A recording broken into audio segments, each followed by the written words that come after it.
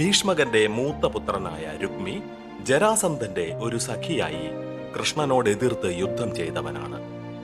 മാഗധന്റെ മറ്റൊരു സഖിയായിരുന്നു ചേതി രാജനായ ധമഘോഷന്റെ പുത്രൻ ശിശുപാലൻ. ആ ശിശുപാലനും രുക്മിയും തമ്മിൽ വലിയ സ്നേഹിതന്മാരും സുഹൃത്തുക്കളുമായിരുന്നു. തന്മൂലം തന്റെ സഹോദരിയായ രുക്മിണിയെ ചേതീപനായ ശിശുപാലനെ കൊണ്ട് വിവാഹം കഴിപ്പിക്കണമെന്ന് രുക്മി നിശ്ചയിച്ചുറപ്പിച്ചു. പിതാവായ ഭീഷ്മകൻ വൃദ്ധനും ദുർബലനുമായിരുന്നതിനാൽ പുത്രന്റെ തീരുമാനത്തിന് വഴങ്ങേണ്ടി വന്നു. അനുജന്മാരും ജ്യേഷ്ഠന്റെ അഭിപ്രായത്തോട് യോജിച്ചു.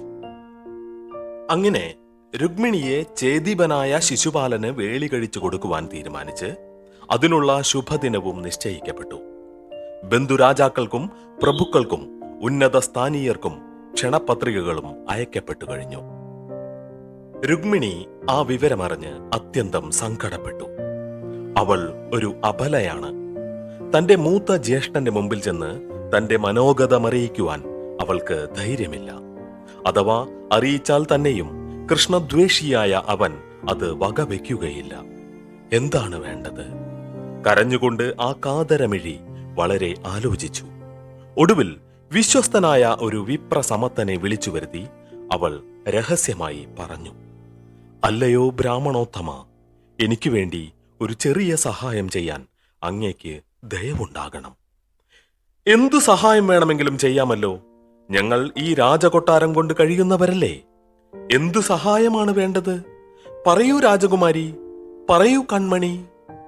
"ആരണേന്ദ്ര, ശ്രദ്ധിച്ചു കേൾക്കണം.